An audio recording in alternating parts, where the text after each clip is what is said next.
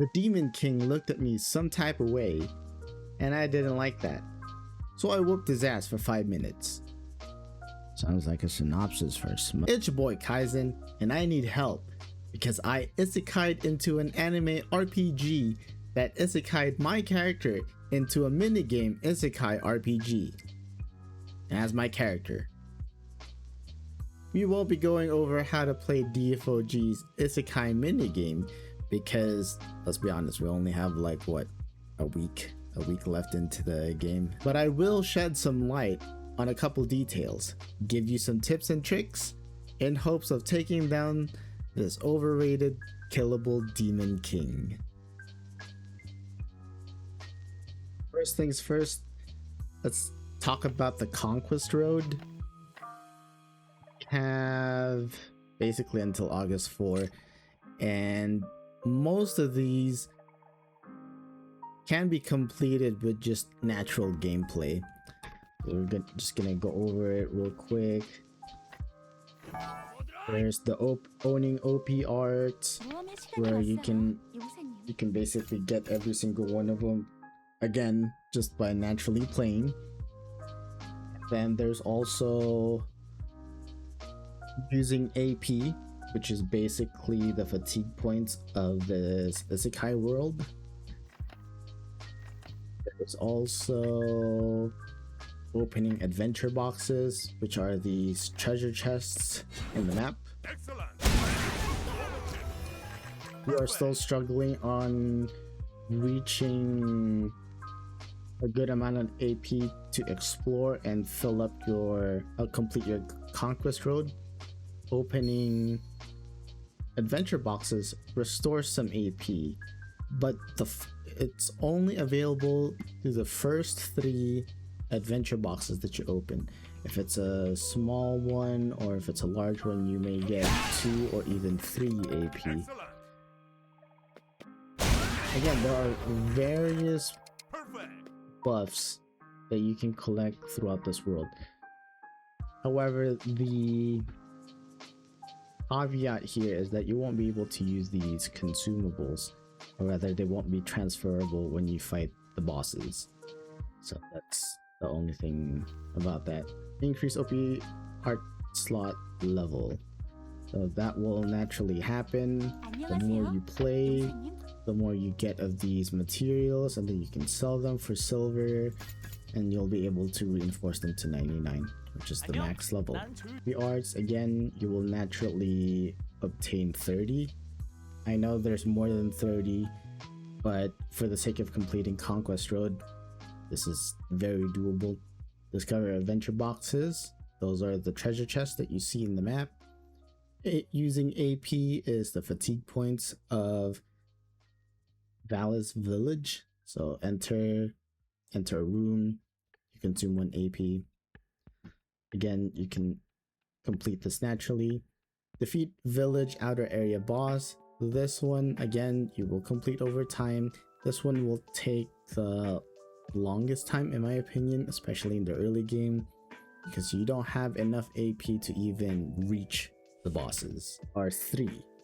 So having enough AP to go through all 3 to complete the Conquest Road is definitely going to take some time, but again, very doable. Now, discover hidden areas. These will be the dimension cracks that you sometimes see in the map. These are not some obscure secret places that you have to go to a specific area of the map. There's literally nothing for you here to guess which area is what, or if you're sneaking around the map for that. That is not the case. However, those blue cracks that I mentioned, dimensional rifts, those would be considered and will count towards the hidden areas. Make my way there, I can show you guys. Once you maxed out on your reinforcement, on your OOPArts, there's no reason for you to collect materials anymore unless... Oh, there you go. The space begins to warp violently. So this rift will count towards your discover hidden areas gauge. So what it looks like, and all you gotta do is just enter through it. Doesn't matter if you've already cleared the area or not. As long as you enter that dimension rift, it will count towards it. Again, discover hidden areas. You only need to discover 25. That's why it's such a low number compared to the rest of the checklists in here, because discovering those hidden areas, the dimension rifts, require RNG. Okay, next let's talk about boss strategies. If you're already at level 99 on all of your OOPArts, you probably don't need to, because you can just beat them up. But for the sake of completing, let's say, the level 3 challenges of each bosses, this is where I will cover them. Start with Aquarius. If you want to beat her at level 3 at minimum, I would suggest you get one of the OOPArts that removes one of their attacks. The Key of Oblivion is very helpful when fighting Aquarius because it removes one of the ice pillars. At level 3, those ice pillars take forever to destroy, and these are the ice pillars that you will need to break in order to create a safe zone. Now these bosses isn't much. This is the ice pillar that they're talking about. You see that even with someone as strong as me, it still takes me forever to break the ice pillar. But because of that OOPArt, you'll be able to break one and you'll see a safe zone after breaking it. It's activated upon hitting the ice pillar once. So instead of having to break it, you can just touch it and it will do the job. That is basically Aquarius's main gimmick, is the ice pillars. You break it, you have a safe zone, and then you beat her up. That's one. And then this white area will be your safe zone for it. I mean, you can also try to use an iframe, that'll work too, but your skills will be on cooldown and it's not gonna be sustainable.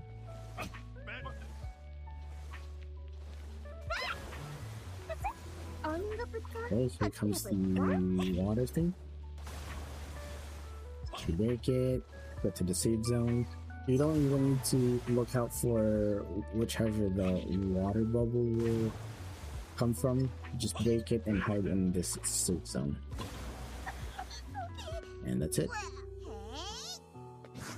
And after that, you can go up. That is her main gimmick.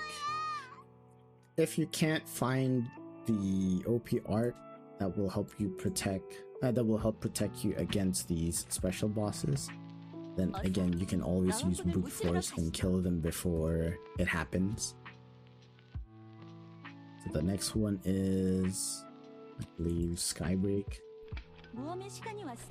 You only need plus 30 when you're reinforcing your OOPArt slots in order to activate the bonus. So for this one, it's plus 30, removes the Skybreak statue upon hitting it once. Aquarius is plus 20, Rosaria is at plus 40, and Blackstar is at plus 50. So it increases every single time you beat them, because after beating the bosses, you will get additional slots and AP. Beating him at least once will increase the reinforcement level all the way to 60 and increase your AP. Additional slots and more AP, and then increases the reinforcement level to 99 and then more AP. So if I were to do this all over again, I have all of the necessary materials I need, I have all the OOPArts that I need, I would beat all of them at level 1 first, and then get my OOPArts all reinforced to 99, and then that's when I would beat them all up. So Skybreak, he has statues that will explode. Basically creates clones of himself. And I believe he also has some kind of tremor gimmick. Just watch out for those. This is where he summons the statues. And because we have the OOPArt that allows us to destroy one of the statues, we can. If we do not destroy it in time, those statues will explode. Or, you know, you'll be trapped like this.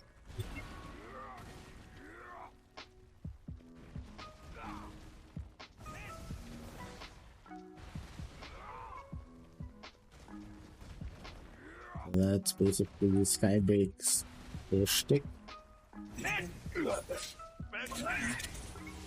He'll have a lot more gimmicks that involve a bunch of his statues, but again, because you have the OOPArt that can disable his statues, you'll be able to move much more freely around the stage. So here's the statue explosion. This is what happens when I don't break it. They go to me and they do damage. And then this one we've already seen. Just break it with one hit, and we are free. There's another statue explosion. Can I try outrunning it? Not really. Okay, this is my territory, okay? And I just want to hit him, and the damage zone will decrease. So another statue.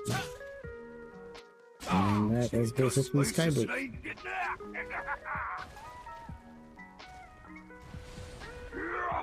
Okay, pick one, have a safe zone. Pick one, have a safe zone. Get back in. Breaking. Escape. Knock up. Put you down. And you are finished.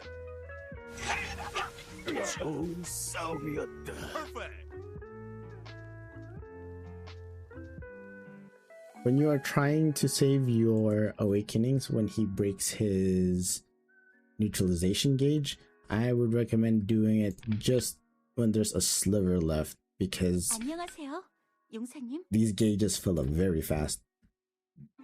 Okay, so the next one would be Blaze Area. This one will remove a fire tile when you attack it. Again, when it's still doable in clearing these bosses without the help of the OOParts, but it will definitely make it a lot easier. So instead of having to wait these fire tiles to be put out, they will disappear over time, but you will eventually run out of room and take some damage. But because we have the OOPArt, we can now use basic attacks to build them. With various attacks will also try to detonate these tiles. So all the more reason if you don't have enough damage to break them.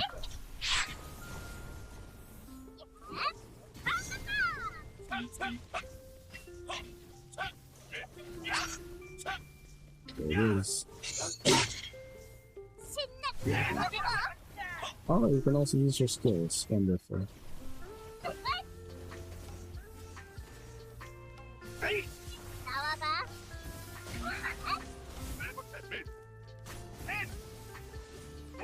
And that's it. The Blaze Area, fire tiles, if you have the OOPArt, you can break them. Otherwise, just beat her up. Easy peasy. And the last one is Black Star. You can already tell what kind of gimmicks these bosses are up to because of the OOPArt that will help protect you from.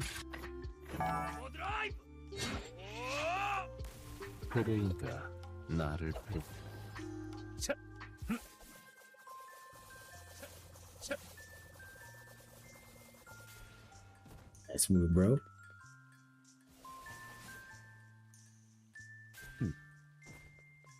Very cool. So here are the clones. Guess we don't break them yet.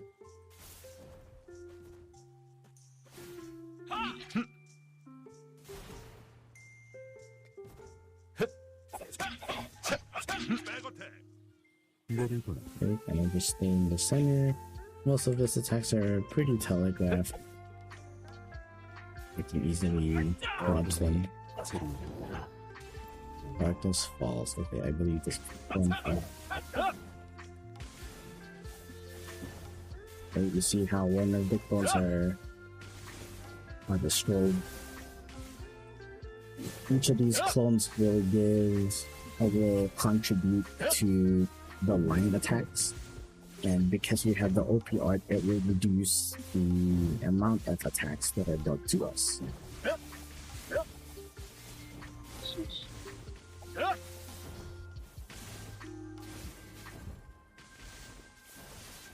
It's giving us that added layer of safety, allowing us to hide in spots like these.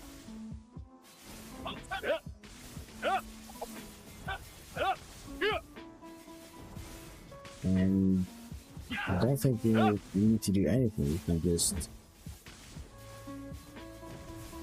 stand there.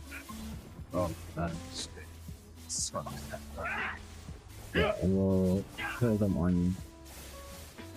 They will do that on attack.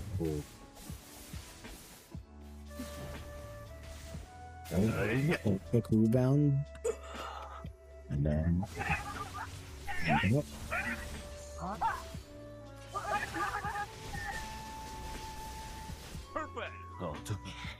Out of all the bosses, when it comes to progressing, I would recommend using the OOPArt that counteracts his abilities.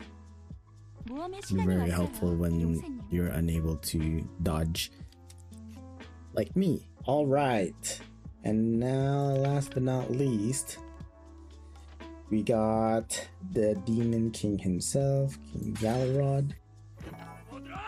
This one's got multiple phases, as with any good Isekai'd out there. We're in there for a good time, not a long time. When you collide with these rocks, they will explode. But not to worry. Aurora will bring you back to life. All you gotta do is just pull up these green orbs. Once you're back to full health, you can go back into the fight.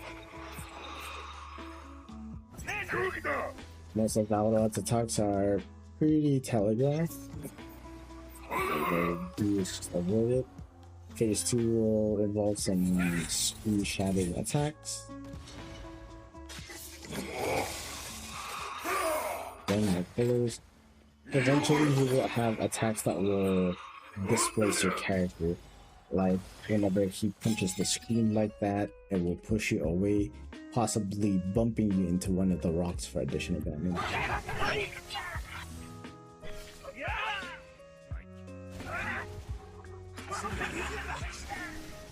That's phase 3. It says he's immortal here, but also notice that you have a lot of time remaining, which means this is your chance to do as much damage as possible to him.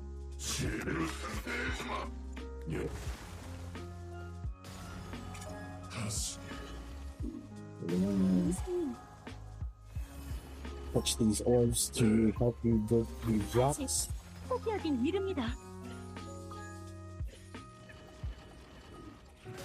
But how do you get to them?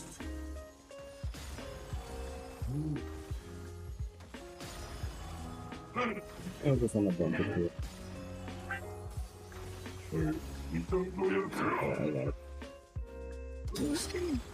Also, each week, well, not each week, but basically it's this week, Valorant will have different debuffs and buffs applied to him. For us, our debuff is minus HP per second. And again, you have plenty of time. You'll just keep reviving as long as you're here. So he's basically a sandbag. Do damage while avoiding all of his attacks. And at the same time, doing as much damage as you can, you're gonna try to reach up to 1,000,000 damage, so you can get all the rewards possible.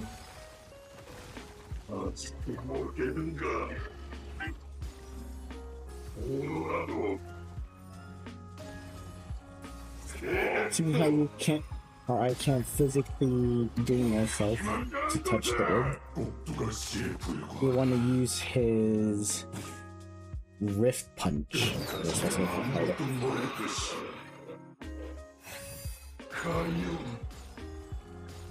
And you want to collide into that floating orb. So you basically want to get pushed into it by his attack.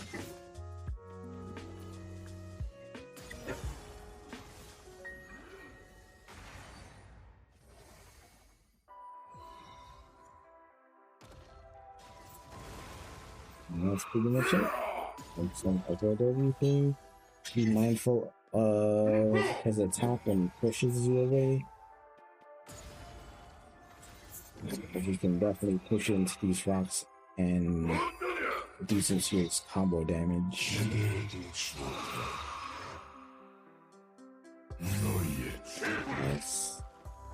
If only that invisibility removes his name too, it would have been so cool.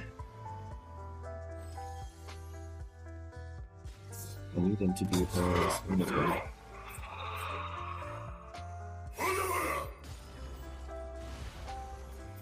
Yeah, just be mindful of his Rift Punch. It will definitely push you away. The only time you need to excuse me, be more or less have that green circle of the orb.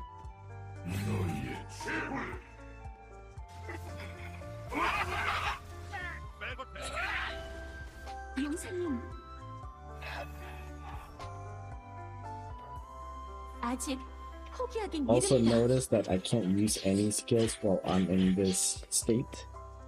So if you really want to make the most out of your damage within the given time, you just want to keep DPSing and avoiding as many attacks as possible.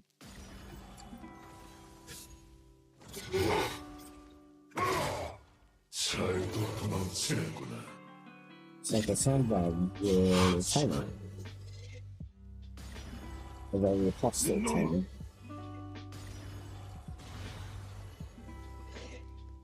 The Demon King is going weaker. That just means you have less than 30 seconds left to do as much damage as possible. So you can include it in your damage record.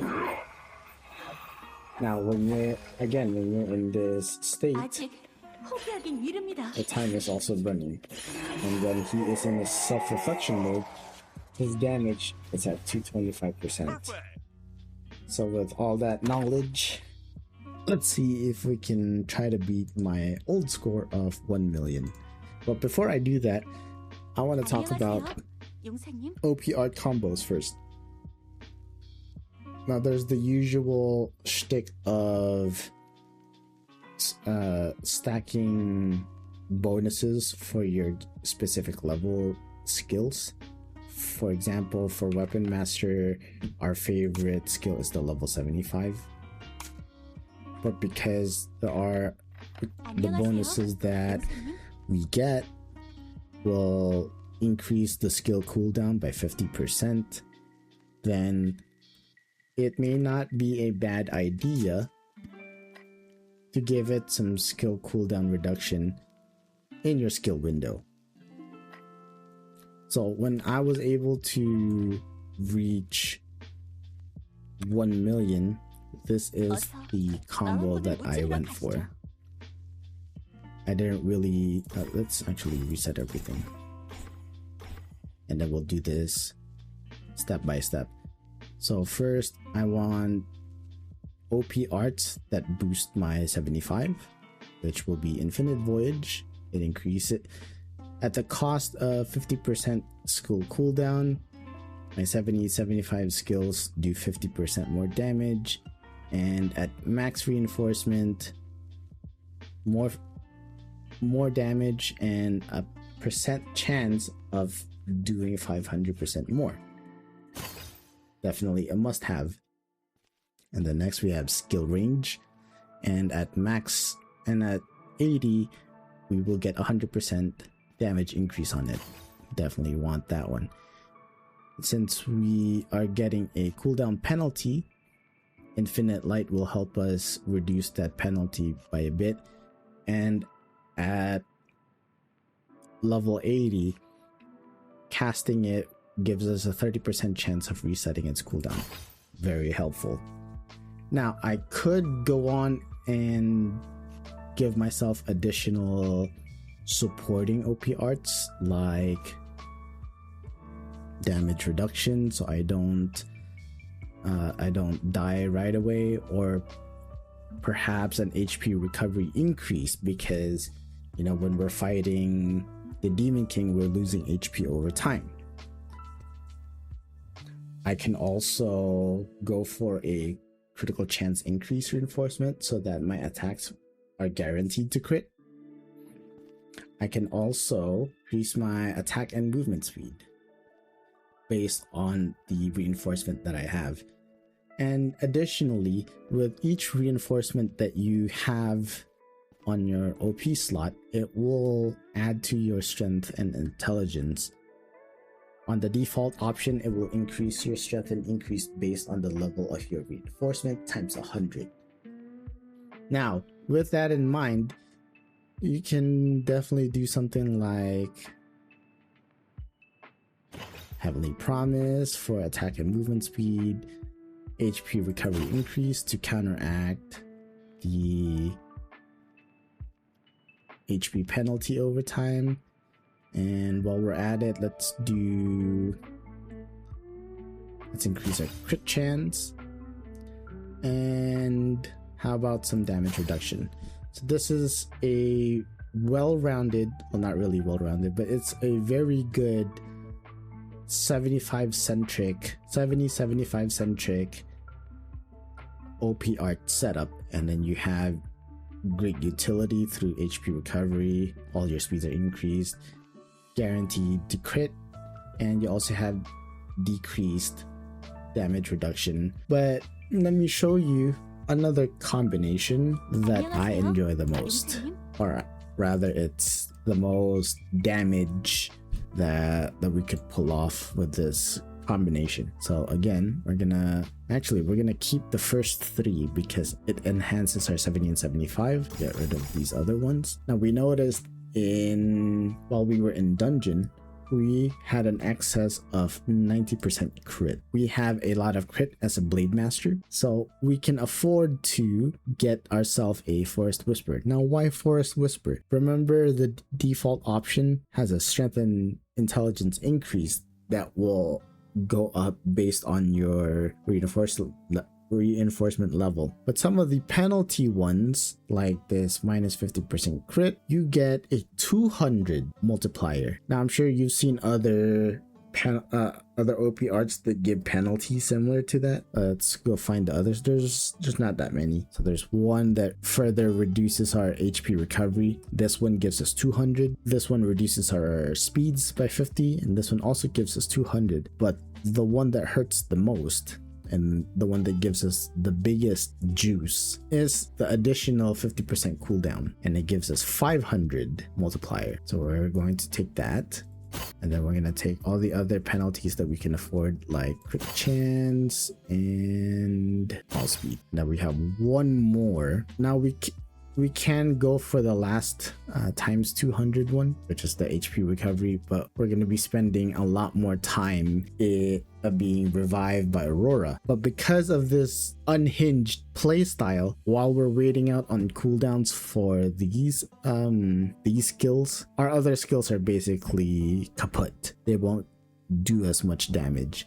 We're basically banking on our 70 and 75 skills to do as much damage as they can while getting their reset on. Going to do just that. We have all these penalties, but we have an absurd amount of strength and intelligence. And then we're gonna go to our skill enhance. We're gonna remove some of these skills for the time being. We're gonna give them additional CDR. We are also going to level up our lightning draw sword and give us more crit chance. All right, that sounds good. And if I wanted to, we can also do flip side counter or auto guard, but we don't need to do that. And to bring it all home, if we really absolutely want to get the highest damage possible, then we're going to buy some warlords. Wow, it is cheap today. And why not? Let's get some undiluted potion. There we go. Now we're all roided up, just banking on the fact that our 70 and 75 skills are going to be doing all of our damage. And I'm also going to manually input the 70 and 75 skills so we can get more cooldown reduction. So here lightning draw sword will give me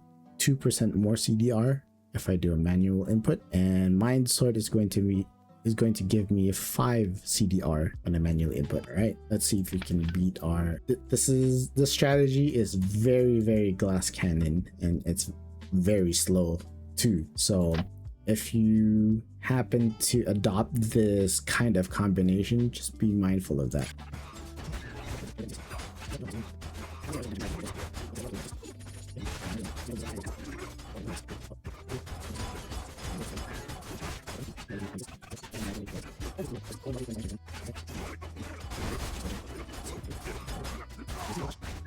Wow, we are unlucky with our rolls today.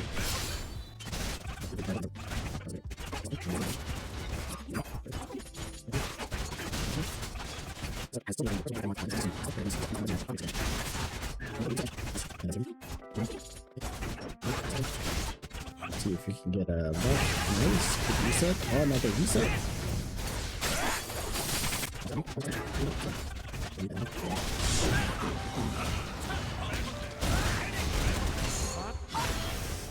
All right. So it's a very sluggish build. The cons definitely outweigh the pros, but because we invested so much into spamming our only 2 skills and getting every single penalty so we can get better bonus, enabled us to hit such high damage. Now we can also try to get rid of a few of the penalties, like maybe this the curtains of secrecy. You could probably get away with doing something else, but I believe the lost time is definitely a huge boost in damage. It's 500. Now you technically could get away with it. You'll be able to spam more without the penalty, and let's do the HP recovery. That way we don't die. So I'll try that.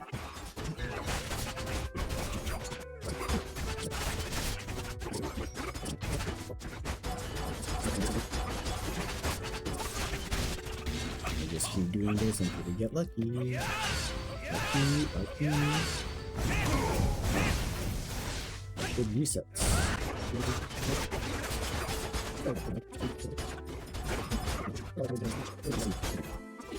Down. Good reset.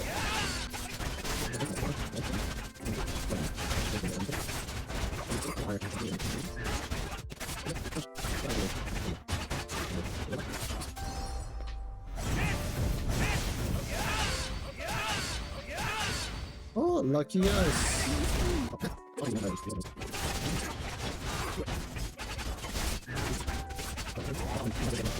We managed to use it a lot more often this time around, and it averaged quite nicely. We used 30. Wow, that's crazy. We managed to use the same amount, and then the previous one only 22 and 16. Our mind sword, this is the damage that we did with the 500 multiplier, and then this is what we did without it, because we were able to spam it so well. And since we got very lucky with our resets, we managed to do better than what we did. 500 million with 22 casts versus 475 million at 30 casts. And then our lightning draw sword was 468 million at 16 casts whereas this one was 780 million damage at 30 casts. So what does that tell us? It tells us to gamble more often. Gamble more often, gamble for those juicy resets, and with it, a 500% damage increase. And that is how you conquer the Demon King Valrod in the Isekai Hero minigame. It's your boy Kaizen. I hope you learned not just to gamble with your OP arts, but to be fancy with it. You have a lot of options, a lot of combinations.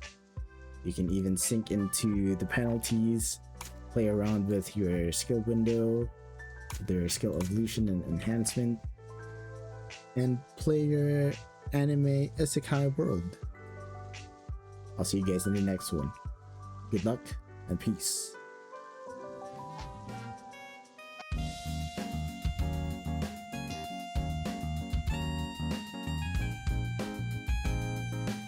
Let's go gambling! I can't stop winning! Aw, dang it! I can't stop winning! Aw, dang it! Oh, lucky.